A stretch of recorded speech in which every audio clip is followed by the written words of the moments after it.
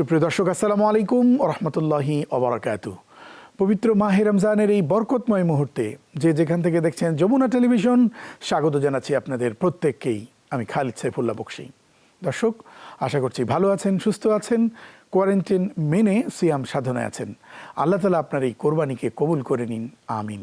দর্শক, বরকতময় সেহরি আয়োজনে আমরা প্রতিদিন কোনো একটা বিষয় নিয়ে কথা বলি, আর আমাদের সাথে থাকেন সংশ্লিষ্ট বিষয়ের উপর বিশেষজ্ঞ। আজ আমরা কথা বলতে চাই সুস্বাস্থ্য ও ইসলাম এই বিষয় নিয়ে। আর আমাদের সাথে স্টুডিওতে নয়, বাসা থেকে কোয়ারেন্টাইন মেনে যোগ দিচ্ছেন চট্টগ্রাম বিশ্ববিদ্যালয়ের সম্মানিত প্রফেসর গিয়াসউদ্দিন তালুকদার, যিনি আরবি বিভাগের সম্মানিত প্রফেসর। শাইখ, স্বাগত আপনাকে। আসসালামু আলাইকুম। এবং আমাদের সাথে যোগ দিবেন দেশের প্রথিতযশা চিকিৎসক, মেডিসিন বিশেষজ্ঞ, বিশেষত বক্ষ ব্যাধি সম্পর্কিত বিশিষ্ট কনসালটেন্ট ডাক্তার মুনির। স্বাগত আপনাকে। আসসালামু আলাইকুম রহমতুল্লাহ। আপনাদের দুজনকেই আমন্ত্রণ জানাচ্ছি আমাদের এই আয়োজনে। শুরুতে আমরা একটু আসতে চাই গিয়াসউদ্দিন তালুকদার আপনার কাছে। সেটি হচ্ছে, ধর্ম বা ইসলাম শুধু কি পরকালের কথাই বলে, কবরের কথা বলে, হাসরের কথা বলে, নাকি আমাদের জীবন তথা আমাদের স্বাস্থ্য নিয়েও কথা বলে? জানতে চাই আপনার কাছে। ধন্যবাদ, আপনি সুন্দর করে প্রশ্ন করেছেন। আসলে ইসলাম তো জীবন ভিত্তিক, জীবন ঘনিষ্ঠ ধর্ম, বাস্তব ভিত্তিক ধর্ম। আমাদের জীবনের প্রত্যেকটি দিক বিভাগ সম্পর্কে খুবই সুন্দর যৌক্তিক তাত্ত্বিক বর্ণনা এবং দিক নির্দেশ ইসলাম দিয়েছে।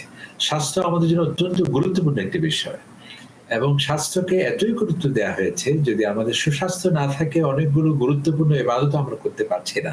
যেমন এই যে সিয়াম, রমজান, আমরা গুরুত্বপূর্ণ মাস রমজান অতিক্রম করছি। যদি কেউ অসুস্থ হয়, আল্লাহ তাআলা বলছেন ফামান কানা মিনকুম মারিদা, কেউ যদি অসুস্থ হয় ফাইদ্দাতুন মিন আইয়ামিন উখরা, তাহলে সে রোজা রাখতে পারছে না।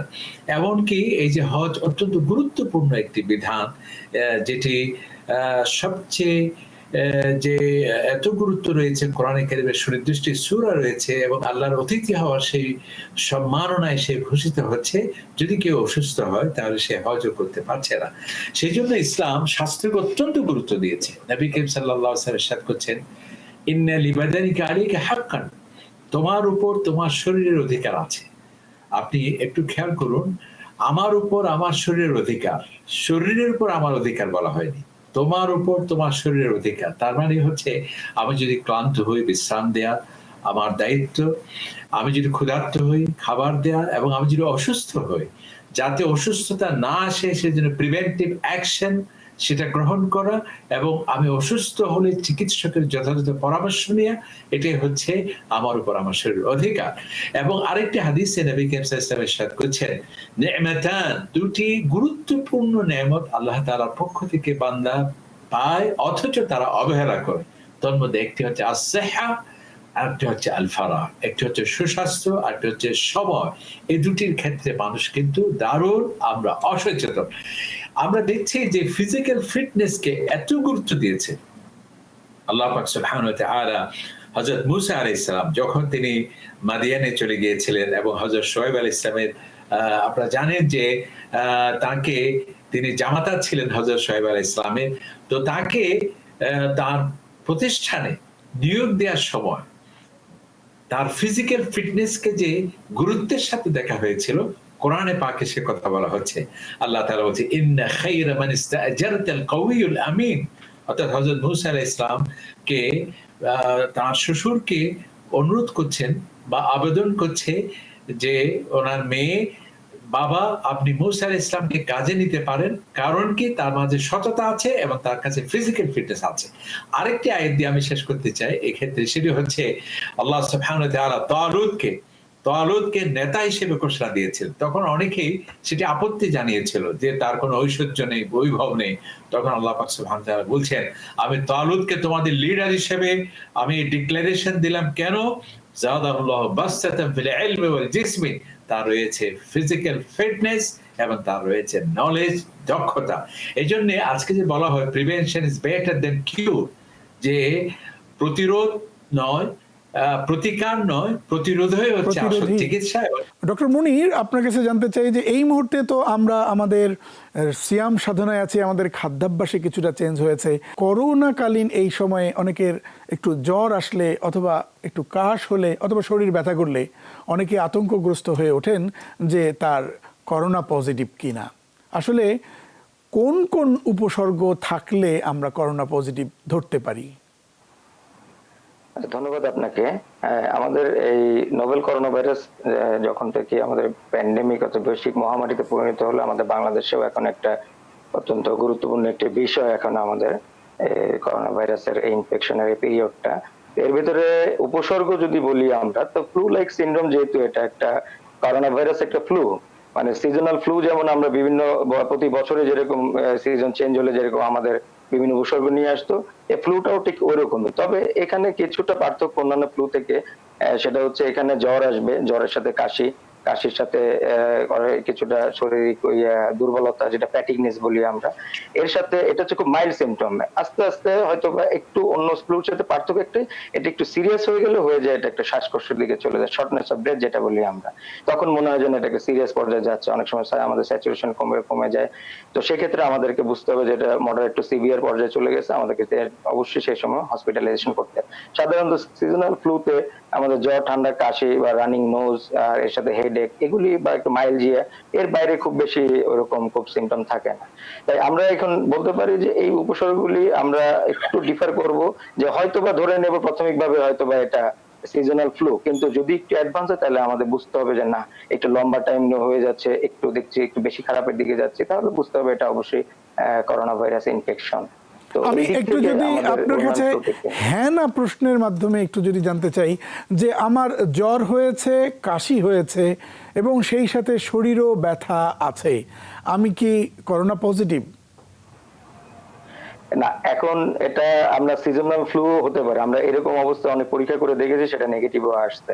তো তারপরও আমি যেটা বলবো, এখন যেহেতু আমাদের এটা একটা এপিডেমিক একটা সিচুয়েশন চলছে, সেক্ষেত্রে অবশ্যই আমরা কারো যদি এরকম কোনো উপসর্গ থাকে তাকে বলবো যে আপনি পারলে একটু টেস্ট করিয়ে নেন, করিয়ে নিলে ভালো হয়, কারণ আমাদের তো টেস্টের সেই সুব্যবস্থা আছে। তো সেটা করে নিলে আপনি নিজে নিশ্চিন্ত হলেন, আপনার বাসায় আপনার যে অন্যান্য পরিবার সদস্য তারাও নিশ্চিন্ত হলো যে না, উনি করোনা পজিটিভ না। এটা আর যদি পজিটিভ হয় তারপরে তো আমাদের সেই অনুযায়ী ব্যবস্থা নেওয়া। অসংখ্য ধন্যবাদ। আপনার কাছে আবারও আসবো। ডক্টর গিয়াসউদ্দিন তালুকদার, আপনার কাছে আসতে চাই। আমাদের ধর্মীয় ব্যক্তিত্বদের অনেকের কাছ থেকে আমরা এই কথা শুনতে পাই যে ছোঁয়াচে বলতে কোনো রোগ নাই, আর আল্লাহ না দিলে কখনো কারো হবে না। আর বাংলাদেশের মানুষ যেহেতু নামাজ কালাম পড়েন, 5 ওয়াক্ত ওযু করেন, সে কারণে তাদের কখনোই করোনা রোগ হবে না, এমন কথাও অনেক মানে আলেমদের মুখ থেকেও আমরা শুনতে পেরেছি, সবাই না, অনেকে। ধন্যবাদ। আসলে এই ধরনের এগুলো আবেগ নির্ভর কথা। ইসলাম কিন্তু আসলে যুক্তি নির্ভর ধর্ম। আমাদেরকে আবেগ দিয়ে নয়, কোরআন এবং হাদিস দিয়ে সবকিছুকে বিশ্লেষণ করতে হবে এবং অনুধাবন করতে হবে। তবে একথা ঠিক যে আল্লাহ সুবহানাহু ওয়া তাআলার হুকুম ছাড়া কোনো ব্যক্তি রোগাক্রান্ত হতে পারে না। তবে আমি এগুলোর রোগ হওয়ার ক্ষেত্রে বা বিস্তারের ক্ষেত্রে কোনো জাতি, ধর্ম, বর্ণ সেগুলো পার্থক্য করার কোনো সুযোগ নেই।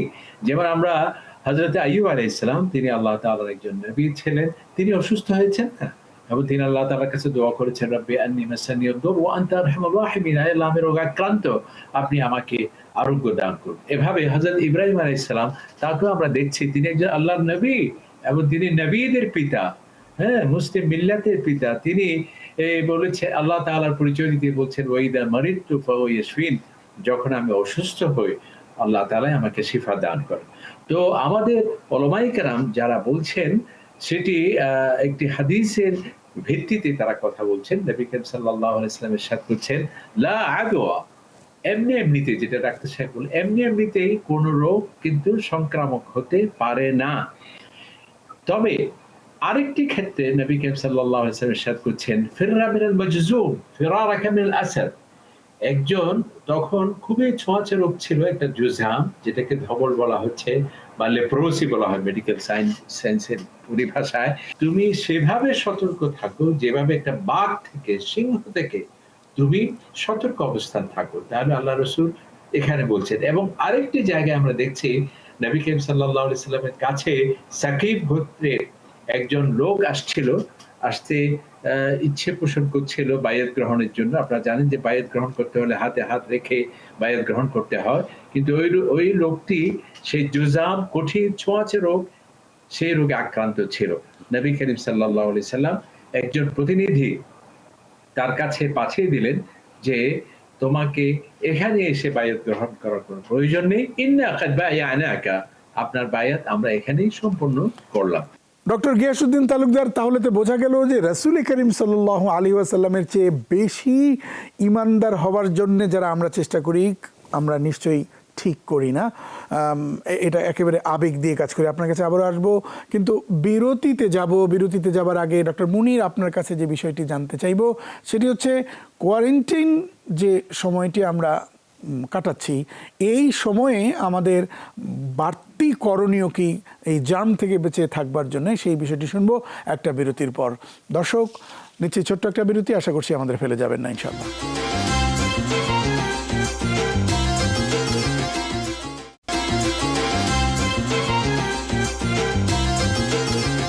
স্বাগত আরেকবার, সাথে ছিলেন অসংখ্য ধন্যবাদ। দর্শক, দেখছেন বরকতময় সেহরি। আজ আমরা কথা বলছি সুস্বাস্থ্য ও ইসলাম। দুজন বিদগ্ধ মানুষ আমাদের সাথে আছেন ডক্টর গিয়াসউদ্দিন তালুকদার এবং আছেন ডক্টর মুনির। ডক্টর মুনির, আপনার কাছে আসতে চাই যে আমরা তো এখন কোয়ারেন্টাইন মেনটেন করছি, কিন্তু আমরা বাজারেও যাচ্ছি, অনেকে আবার জরুরি প্রয়োজনে বাইরে যেতেও বাধ্য হচ্ছি। প্রশ্ন হলো যে আমরা বাইরে যখন যাচ্ছি তখন আবার ঘরে একেবারে হাইজেনিক থাকবার ক্ষেত্রে কোন কোন প্র্যাকটিসগুলো করতে পারি? ধন্যবাদ আপনাকে।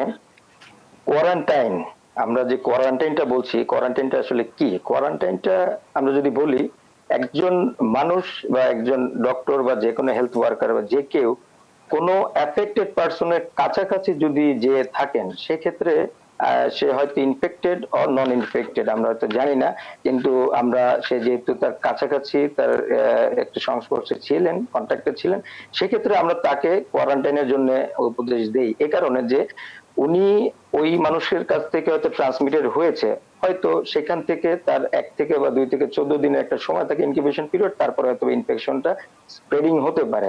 তো সেই জন্য সেই সময়টা আমরা কোয়ারেন্টাইনে রাখার চেষ্টা করি তাদেরকে, যে তার ইনফেক্টেড কিনা, তার উপসর্গ হচ্ছে কিনা সেগুলি একটু খেয়াল করা, তাকে একটু আলাদা রাখা। তো সেক্ষেত্রে আমরা একটা বাড়ির আলাদা রুম, আলাদা খাবারের জিনিসপত্র, সুষম খাবার, সবার থেকে 3 ফিট 6 ফিট মিনিমাম দূরত্ব মেনটেন করা, সবসময় হ্যান্ড ওয়াশিং রাখা, সবসময় তাকে প্রিভেন্টিভ যত মেজারমেন্ট আছে সেগুলি দিয়ে দেওয়া, এগুলি। এখন সেক্ষেত্রে আমাদের কি করণীয়? এই পেশেন্টগুলিকে আমরা চেষ্টা করব সহজে বাইরে না যেতে দিতে, কারণ সে এমনিতেই ইনফেক্টেড কোনো জায়গা থেকে এসেছেন, আবার শুধু সে বাইরে যান তাহলে সে যদি ইনফেক্টেড হয়ে থাকে আবার উনি স্প্রেডিং করবে। তো তাকে উচিত তাকে 14 দিন ঘরে একটা আলাদা পরিবেশে। ডক্টর মুনির, একটা সম্পূরক বিষয় জানতে চাই যে আমি কোয়ারেন্টাইনের জীবাণুটাকে বহন করছি কিনা, সেইটা ধরা যাক আমার ভিতরে ইনফেক্টেড, এখন আমি কতদিন পরে এটা বুঝতে পারবো যে আমি ইনফেক্টেড? আমরা সাধারণত করোনা ভাইরাসের সিমটমটা, যেটা আমরা ইনকিউবেশন পিরিয়ড বলি, মানে আপনার ভেতরে জীবাণু ঢুকলো, উপসর্গ বের হলো, এই দুইটার টাইমটা 2 থেকে 14 দিন। এই 14 দিনের ভিতরে এটা আপনার উপসর্গ, ইউজুয়ালি আমরা 5 to 7 ডেজ এর ভিতরেই দেখি বেশিরভাগ ক্ষেত্রে উপসর্গ চলে আসে। তারপরেও কারো যদি লেট শেডিং হয় সেক্ষেত্রে দেখা যায় যে একটু দেরি হয় অনেক সময়। সেই জন্য আমরা একটা রেঞ্জ ধরি, মিন টাইম, যেটা হচ্ছে 2 থেকে 14 দিন। তো 14 দিনের ভিতরে আপনি উপসর্গ বুঝতে পারবেন যে আপনি করোনা ভাইরাস ইনফেক্টেড। জি, আপনার কাছে আবারও আসবো। ডক্টর গিয়াসউদ্দিন তালুকদার, আপনার কাছে আসতে চাই। অনেকে এভাবে বলবার চেষ্টা করছেন যে আমাদের মুসলমানদের করোনা হবে না, আমরা 5 ওয়াক্ত ওযু করি, আমরা নামাজ পড়ি, আমরা পরিচ্ছন্ন থাকি। আবার অনেকে এরকম বলেন যে বাজারে প্রচুর লোকজন চলছে, গার্মেন্টস ইত্যাদি ইত্যাদি অনেক জায়গায় লোকারণ্য দেখছি, কিন্তু মসজিদগুলোকে বন্ধ করার কোনো অর্থ আছে কিনা? মানে উহারা অধম হইলে কি আমি উত্তম হইব না? হ্যাঁ, আপনার প্রশ্নটি খুব যথার্থ। প্রথম কথা হলো যে মুসলমানরা বা এই করোনাতে আক্রান্ত হবে না এই ধরনের কথা যে বলা হয় সেটি কিন্তু সঠিক নয়। কারণ নবী করিম সাল্লাল্লাহু আলাইহি ওয়াসাল্লাম হাদিস থেকে আমরা দেখতে পাচ্ছি যে সেটি জাতি, ধর্ম, বর্ণ বা এখানে সাম্প্রদায়িকতার কোনো গন্ধ সেখানে নেই। কারণ হাদিসে পাকে আল্লাহ রাসূল ইরশাদ করছেন যেটা লকডাউন আছে এবং এই মেসেজটা আছে সেটা হচ্ছে ইদা সামি'তুম বিতাউন বিআরদিন, যখন তুমি কোনো জায়গায় মহামারীর কথা শুনতে পাবে তাহলে তুমি সেখানে প্রবেশ করবে না। আর যদি তুমি যেখানে আছো সেখানে যদি সেই মহামারী রোগ দেখা দেয় তাহলে সেখান থেকে তুমি বাইরে যাবে না। সেটা একদিকে লকডাউনের কথা, সেটা আমরা জানতে পারলাম। আরেকটি হচ্ছে যে তুমি যেখানে আছো সেখানে যদি আক্রান্ত হও তার মানে হচ্ছে আমি মুসলিম বলে যে আমাকে এটি আক্রমণ করবে না, সেটি সেখানে আমরা দেখতে পাচ্ছি। আরেকটি হচ্ছে হযরত ওমর রাদিয়াল্লাহু তাআলা আনহু যখন তিনি সিরিয়া যাচ্ছিলেন মাঝপথে তিনি শুনতে পেলেন যে সেখানে মহামারী দেখা দিয়েছে এবং সেখানে তিনি যাবেন কি যাবেন না সে নিয়ে সাহাবায়ে কেরামদের সাথে পরামর্শ করলেন। কেউ বললেন, মুহাজির যারা সাহাবী তারা বললেন যে না আমরা যেহেতু আসছি আমাদেরকে যেতেই হবে। আবার আনসাররা বললেন যে না, হাদিসের রেফারেন্স দিলেন যে যেখানে এই মহামারী দেখা দেবে সেখানে ঢোকা ঠিক না। তাহলে ওই যে এলাকা যেখানে হযরত ওমর রাদিয়াল্লাহু যাচ্ছিলেন সেটাও কিন্তু মুসলমানদের এলাকা ছিল। তখন হযরত ওমর রাদিয়াল্লাহু তাআলা দেখুন আপনার ওই যে দ্বিতীয় প্রশ্নের উত্তর এখানে আছে, তখন তিনি সিদ্ধান্ত নিলেন যে আমি মদিনায় চলে যাব। তখন হযরতে আবু উবাইদা খুব প্রসিদ্ধ একজন সাহাবী তাকে প্রশ্ন করে যে আমিরুল মুমিনিন আফিরারাম মিন কাদারিল্লাহ, আপনি কি তাকদীর থেকে পলায়ন করার চেষ্টা করছেন? তখন তিনি এত সুন্দর বুদ্ধিভিত্তিক উত্তর দিয়েছেন, ইন্টেলেকচুয়াল উত্তর, বলছেন নাফিরু মিন কাদারিল্লাহ ইলা কাদারিল্লাহ, আমি তাকদীর থেকে তাকদীরের দিকে যাচ্ছি। তার মানে হচ্ছে আমরা সর্বোচ্চ সতর্কতা অবলম্বন করা যাতে আমরা এফেক্টেড না হই, আর আল্লাহ না করুন কেউ যদি আমরা এফেক্টেড হয়ে যায় এই রোগ জীবাণু যাতে আমদানি রপ্তানি হওয়ার ক্ষেত্রে যাতে আমার ভূমিকা না থাকে সেই জন্য আমাদেরকে সার্বিক প্রস্তুতি নেওয়ার কথা ইসলামই বলেছে। আল্লাহ তাআলা বলেছেন খুযু হিদরাকুম, তোমরা সার্বিক প্রস্তুতি গ্রহণ করো। আরেকটি কথা যেটা আপনি বলেছেন যে মসজিদের ক্ষেত্রে, একবার এটাও বুখারী শরীফের হাদিসে আছে যে নবী করিম সাল্লাল্লাহু আলাইহি ওয়াসাল্লামের সময় জুমার দিন ছিল, তখন জুমার দিন প্রচন্ড বৃষ্টি, মরুঝড়, ডেজার্ট স্টর্ম হচ্ছিল, বজ্রপাত হচ্ছিল এবং রাস্তাঘাট খুবই কাদাযুক্ত হয়েছিল। নবী করিম সাল্লাল্লাহু আলাইহি সাল্লাম মুয়াজ্জিনের মাধ্যমে এই মেসেজ দিলেন যে তুমি যখন আশহাদু আন্না মুহাম্মাদুর রাসূলুল্লাহ বলবে এরপরে হাইয়া আলাস সালার স্থলে তুমি বলো সাল্লু ফি রিহালিকুম, তোমরা আজকে এই কঠিন সময়ে এই দুর্যোগপূর্ণ মুহূর্তে এই কাদাযুক্ত রাস্তায় যাতে তুমি পা পিছলিয়ে দুর্ঘটনার যাতে কেউ শিকার না হয়, কেউ যাতে বজ্রপাত দ্বারা আহত না হয় কিংবা এই প্রাকৃতিক দুর্যোগের যাতে শিকার না হয়, আল্লাহ রাসূল মসজিদে আসা থেকে তিনি অব্যাহতি দিয়েছিলেন এবং তোমরা ঘরে অবস্থান করে সেখানেই তোমরা নামাজ আদায় করো। সেই হাদিস থেকেই মিশর সহ সৌদি আরব, মক্কা এবং মদিনা এমনকি মসজিদে আকসাতে উলামায়ে কেরাম সেই ফতোয়া দিয়েছেন। আরেকটি কথা সেটি হচ্ছে অনেকে বলেন যে আমরা যে জুমার নামাজ পড়তে পারছি না। আরে ভাই, জুমার নামাজ আমরা মনে করেন, আমি তো বলি যে শতকরা 50 ভাগ তো জুমার নামাজ, শতকরা 50 ভাগের উপর জুমার নামাজ ফরজই না। একজন বলেন নাউজুবিল্লাহ, আমি বললাম নাউজুবিল্লাহ না, আগে আপনি জানতে হবে তো সেটি হচ্ছে আমাদের 50 ভাগ আমাদের নারী, আমাদের মায়েরা, আমাদের মেয়েরা, তাদের উপর কি জুমা ফরজ? তাহলে 50 ভাগ জুমার ফরজ নেই। মুসাফির হলে জুমা ফরজ নেই। অসুস্থ কেউ যদি হয় তাহলে জুমা পড়তে হয়। এমনকি হজে, আমরা যে হজে যখন যাই, নবী করিম সাল্লাল্লাহু আলাইহি সাল্লাম তিনি তো একবারে হজ করেছিলেন হাজ্জাতুল ওয়াদা, সেখানে ইয়মে আরাফা কি ছিল? জুমার দিন ছিল। তিনি কি সেখানে জুমার নামাজ পড়েছিলেন? সেখানে তিনি জোহর এবং আসরের নামাজ পড়েছিলেন।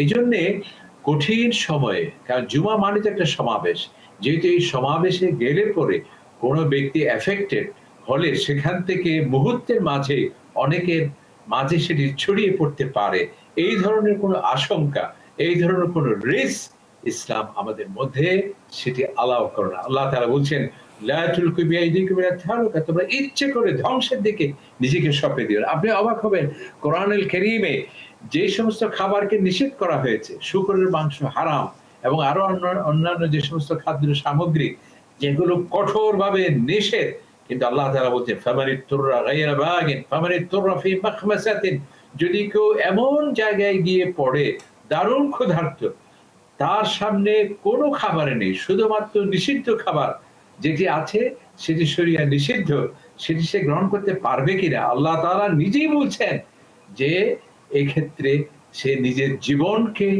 বাঁচার জন্য, রক্ষা করার জন্য আমার এই নিষিদ্ধ জিনিসকেও আমি শিথিল করলাম। তার মানে কি, মানুষের জীবনকে রক্ষার্থে সর্বোচ্চ অগ্রাধিকার। স্যার আপনার কাছে আবার আসবো ইনশাল্লাহ। আমরা একটু ডক্টর মুনির আপনার কাছে আসতে চাই। তো এখন তো আমরা কোয়ারেন্টাইন মেনটেন করবার চেষ্টা করছি, যদিও আমরা একেবারে বেরিয়ে আসবার জন্য একেবারে আর বোধহয় থাকাই যাচ্ছে না, কিন্তু এর ফলে যেটি ঘটছে যে দীর্ঘ সময় আমরা ঘরে বন্দি থাকবার কারণে আমাদের শারীরিক অনেক সমস্যা তৈরি হয়েছে।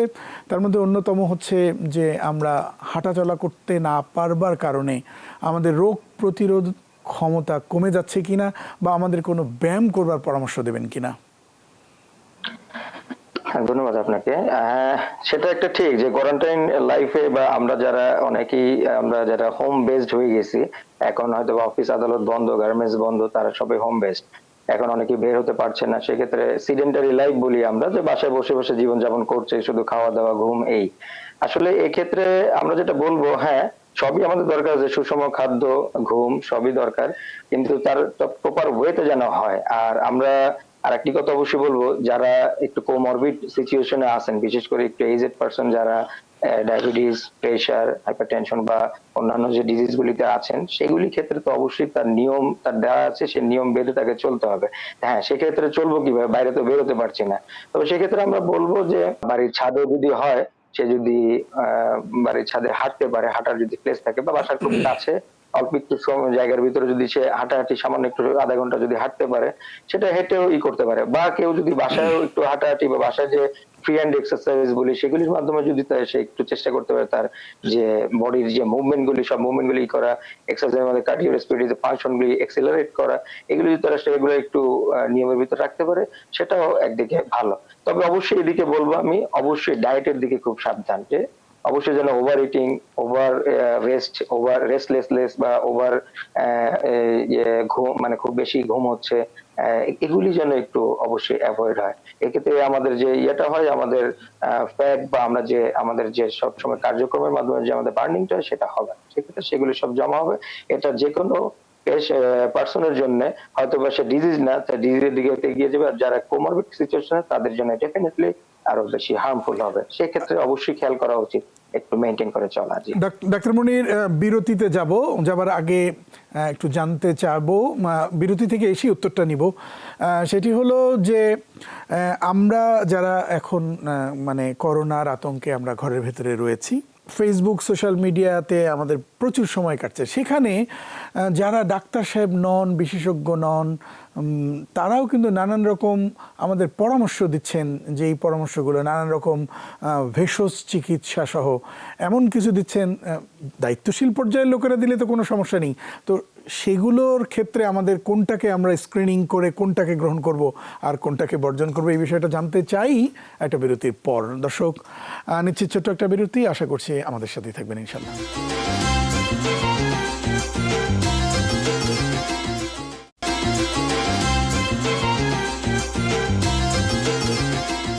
বিরতির পর আরেকবার স্বাগত জানাচ্ছি। দর্শক, সাথে ছিলেন, অসংখ্য ধন্যবাদ। আপনাদের জন্য আমাদের নিবেদন বরকতময় সেহরি। আজ আমরা কথা বলছি সুস্বাস্থ্য ও ইসলাম।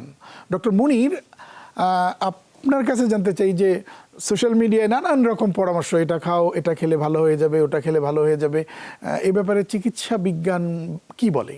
আপনি বলতে চাচ্ছেন যে বিভিন্ন সোশ্যাল মিডিয়ায় আমরা দেখছি যে করোনা ভাইরাসের তো আমরা এ পর্যন্ত সেরকম ট্রিটমেন্ট দেখছি না, বা গাইডলাইন অনুযায়ী কোনো ট্রিটমেন্ট, একটা প্রোটোকল বের হচ্ছে, কিন্তু এটা আসলে ওরকম প্রুভ না। এটা সত্য যে কারণ একটা ভাইরাস বা যে কোনো একটা প্যান্ডেমিক সিচুয়েশনে সেটা ট্রিটমেন্ট বের হতে যে ফেজ অফ স্টাডি লাগে, সেটা থার্ড ফেজ নিতেও তা প্রায় বছর খানেক উপর লেগে যায়। সেক্ষেত্রে এখনো সেই সময় আসেনি পুরো ট্রিটমেন্ট, সে প্রোটোকল আসার। সেই ক্ষেত্রে আমাদের একটি ভাইরাসের তো চিকিৎসা আগে অনেক হয়েছে। সেক্ষেত্রে এখন অনেকেই ফেসবুক বা মিডিয়ার দুনিয়া আমরা দেখছি যে এই ভাইরাসে এটা খেলে ওটা খেলে এটা ভালো ওটা ভালো, এরকম অনেকেই অনেক পোস্ট করছে, আমরা দেখছি। কিন্তু এখানে আসলে বিষয়টা কি, আসলে ভাইরাসের তো এটি নতুন না, এই করোনা ভাইরাস আসলে এটা 7th স্ট্রেন নিয়ে এসেছে আমাদের 1960 সনে উৎপত্তি, এরপর বিভিন্ন সময় এটা বিভিন্ন রূপ নিয়ে এসেছে, সে সময় সেটা ডিসকভার হয়েছে।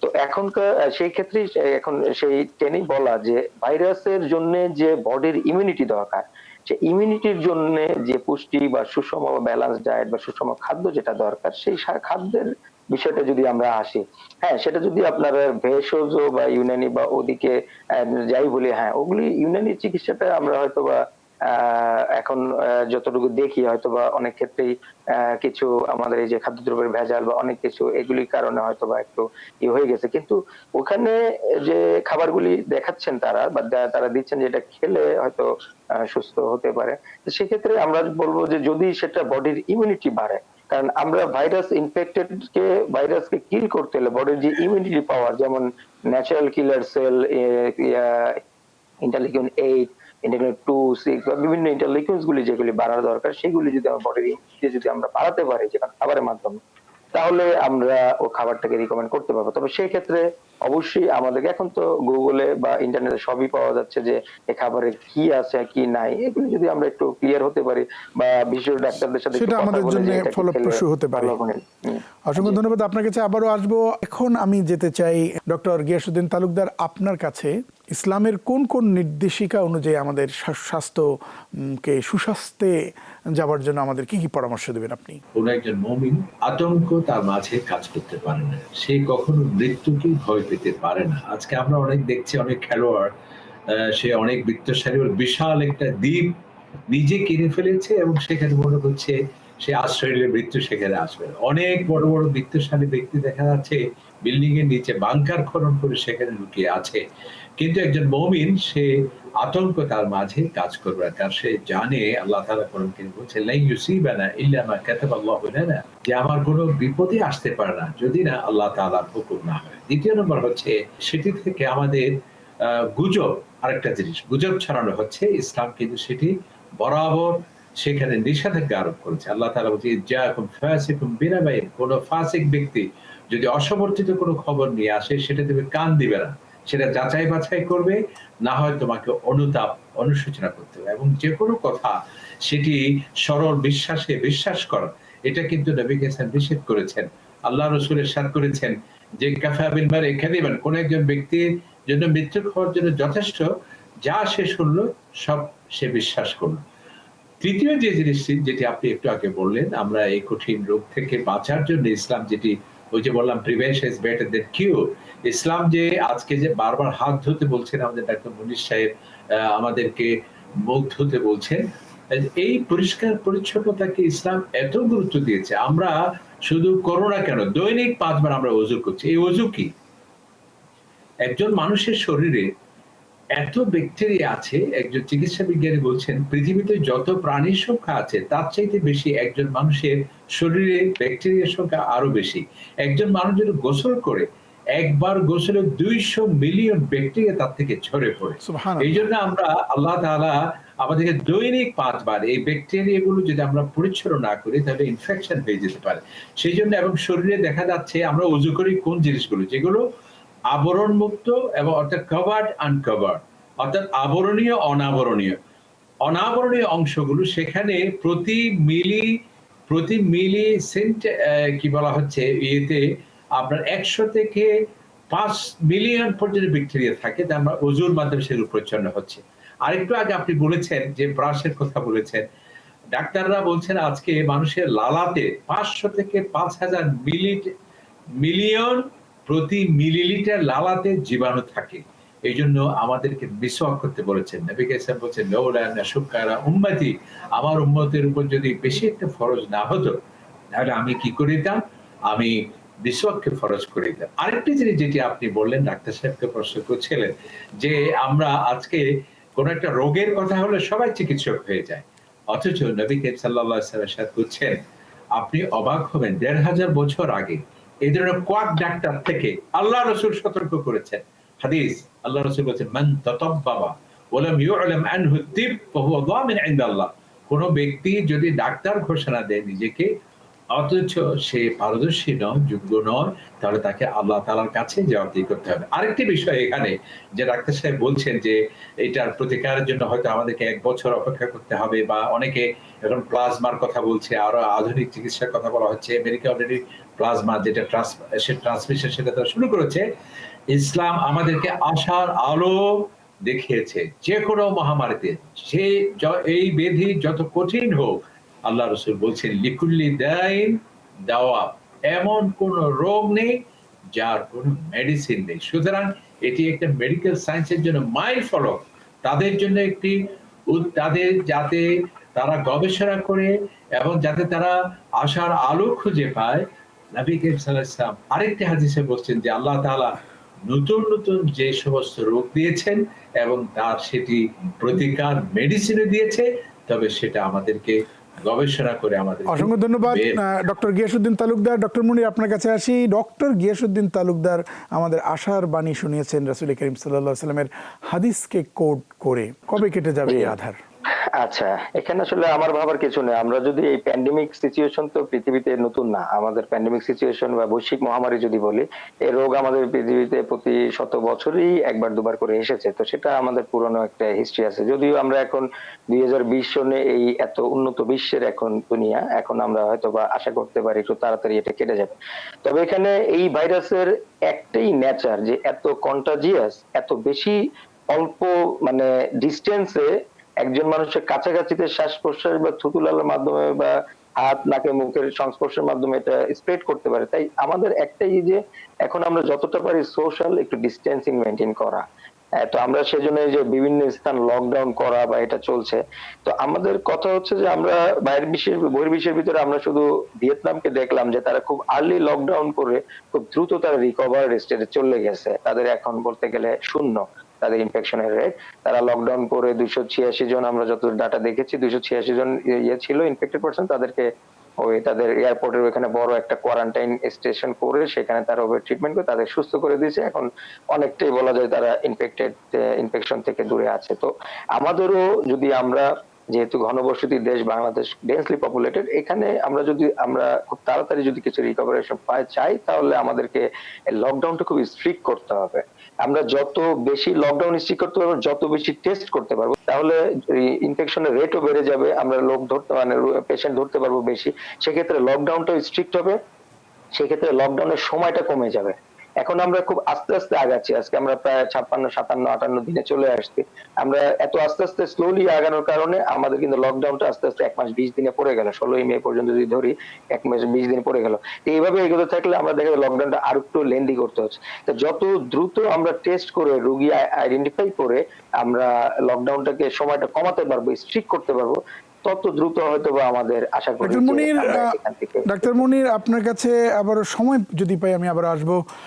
ডক্টর গিয়াসউদ্দিন তালুকদার, সর্বশেষ 2 মিনিট আপনি সব মিলিয়ে যদি বলতেন। আসলে এই কঠোর পরিস্থিতিতে আমাদেরকে আল্লাহ সুবহানাহু ওয়া তাআলার কাছে ধর্ণা দিতে হবে, ইস্তিগফার করতে হবে, এবং আমাদের আজকে আমাদের অপরাধের কারণে, আমাদের অনিয়মের কারণে, আমাদের খোদাদ্রোহিতার কারণে, আমাদের পাপাচার অনাচারের কারণে এই বিপর্যয় আমাদের কাছে চলে আসছে।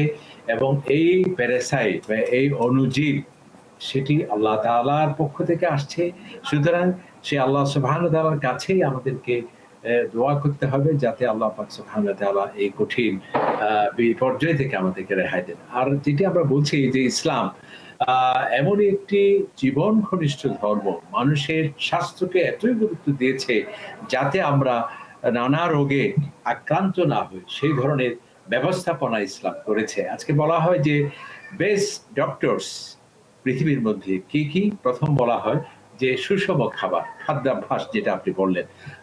কোরআনে পাকে সে কথা আল্লাহ তাআলা বলছেন যে কুলু ওয়াশরাবু ওয়ালা তুসরিফু, তুমি খাওয়া দাওয়া করো তবে তুমি অপচয় করো না। তার মানে ভারসাম্যপূর্ণ খাবার তুমি গ্রহণ করো। এরপর হচ্ছে আমাদের আচরণগত সেখানে নিয়ন্ত্রণ প্রতিষ্ঠা করতে ইসলাম কি করেছে? নৈতিকতার স্খলনকে হারাম ঘোষণা করেছে। আজকে আমরা বলছি আমরা বাঁচতে হলে জানতে হবে, এইডস থেকে বাঁচার জন্য আমরা স্লোগান দিচ্ছি, এবং সেটি ইসলাম দিয়েছে 1500 বছর আগে। ব্যভিচার, সমকামিতা সহ এই ধরনের অপরাধগুলোকে হারাম করা হয়েছে। মদ্যপানের মাধ্যমে নানা রোগ জীবাণু ছড়িয়ে পড়ে। সেই জন্য ইসলাম 1400 বছর আগে, আজকে আমরা বলছি মাদককে না বলুন, 1500 বছর আগে ইসলাম হারাম করেছে মাদককে। এভাবে ইসলাম, এই যে কিছুদিন আগে সোয়ান ফ্লু যেটা ছিল, সোয়ান ফ্লু, সেটার উৎপত্তিস্থল কি ছিল? সেটা ছিল শুকর থেকে, এবং এই শুকরের মাংসকে ইসলামে হারাম করা হয়েছে। কেন? আজকে চিকিৎসা বিজ্ঞানীরা বলছেন আমাদের প্রত্যেক প্রাণীর মাঝে ইউরিক অ্যাসিড থাকে, আমাদের মানুষের মধ্যে আছে, তবে এর বেশিরভাগ মলমূত্রের মাধ্যমে আমাদের শরীরে চলে যায়। একমাত্র প্রাণী যেটি তার উল্টো, অর্থাৎ বেশিরভাগ থেকে যায়, খুব কম সংখ্যক সেটি বের হয়। সেই জন্য গাউট সহ মারাত্মক ব্যাধি ওই প্রাণী শুকরের মধ্যে থাকে, সেটাকে ইসলাম হারাম করেছে। এভাবে আরো বলা হচ্ছে যে ব্যায়ামকে, এই যে ডাক্তার সাহেব যেটা বলে এক্সারসাইজ, এটাও একটা বেস্ট ডক্টর। আমাদের নবী করিম সাল্লাল্লাহু আলাইহি সাল্লাম সেটা কি করেছেন? 1500 বছর আগে তিনি ঘোষণা দিয়েছেন, আল্লিমু আওলাদাকুম রুকুবুল খাইল, তোমরা অশ্বারোহণের মাধ্যমে প্রশিক্ষণ গ্রহণ করো, অসিবাহা, এবং যে আমরা সুইমিং এর কথা বলছি, swimming is the best exercise বলছি, আল্লাহ রাসূল বলছেন তোমাদের ছেলেদেরকে সুইমিং শিক্ষা দাও, এবং ওয়ারামিয়া, এবং তীর নিক্ষেপণের, অর্থাৎ ব্যায়ামের কথা, এক্সারসাইজের কথা বলা হয়েছে। এবং আরেকটি যেটি বেস্ট ডক্টর, সেটা হচ্ছে অটোফেজি, যেটা আজকে আমাদের এই যে জাপানের বিজ্ঞানী যে নোবেল বিজয়ী হলো, সেই অটোফেজি কি, যেটা আমরা 30 দিন বা 29 দিন সিয়াম পালন করছি, এটাই হচ্ছে অটোফেজি। এরকম অসংখ্য সুন্নাহ, এরকম অসংখ্য কোরআনের আয়াত দ্বারা প্রমাণিত যে মহান স্রষ্টা আমাদের সৃষ্টির জন্য যে বিধান দিয়েছেন, রাসূল করিম সাল্লাল্লাহু আলাইহি ওয়াসাল্লাম যে সুন্নাহ দিয়েছেন, তা সর্বকালের সর্বযুগের জন্য চিরন্তন বিজ্ঞানমুখী জীবন ব্যবস্থাই। সুতরাং এতেই আমাদের শান্তি আছে, এতেই আমাদের মুক্তি আছে, যদি আমরা তা বুঝি। ডক্টর গিয়াসউদ্দিন তালুকদার, ডক্টর মনির, আপনাদের দুজনকে অসংখ্য ধন্যবাদ জানাচ্ছি আপনাদের মহামূল্যবান সময় আমাদের দিয়ে আমাদের দর্শকের জন্য আলোচনা করবার জন্যে। শেষ করব, যাবার আগে যে কথাটি বলতে চাই, মহান আল্লাহ সুবহানাহু ওয়া তাআলা বলেছেন, আল ইয়াউমা আকমালতু লাকুম দীনাকুম ওয়া আতমামতু আলাইকুম নি'মাতি ওয়া রাদিতু লাকুমুল ইসলাম দীনা। আর আমি তোমাদের জীবন বিধানকে পরিপূর্ণ করে দিলাম। আফসোস, সেই ইসলাম থেকে, সেই দিন থেকে আমরা অনেক দূরে চলে যাচ্ছি। আজকের এই করোনার উপলব্ধি নিয়ে এখনও আল্লাহর বন্ধু হতে পারলাম না।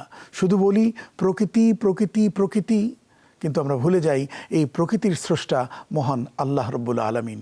কবিতা লিখি, প্রজাপতি প্রজাপতি কোথায় পেলে ভাই এমনও রঙিন পাখা, কিন্তু একথা ভুলে যাই এই রঙিন পাখার প্রজাপতির স্রষ্টা আল্লাহ রাব্বুল আলামিন। তার নামও আমরা অনেকে নিতে লজ্জাবোধ করি। কেন করি? সৃষ্টি কেন তার স্রষ্টাকে ভুলে যাবে, তার নাম নিতে লজ্জাবোধ করবে? এই উপলব্ধি আমাদের ভেতরে তৈরি হোক, আমিন। দর্শক, আজ এ পর্যন্তই। দেখছিলেন বরকতময় সেহরি। কাল নতুন বিষয়, নতুন অতিথি নিয়ে আবারও হাজির হচ্ছি। আশা করছি কালও আপনারা আমাদের সাথেই থাকবেন ইনশাআল্লাহ। আসসালামু আলাইকুম ওয়া রাহমাতুল্লাহ।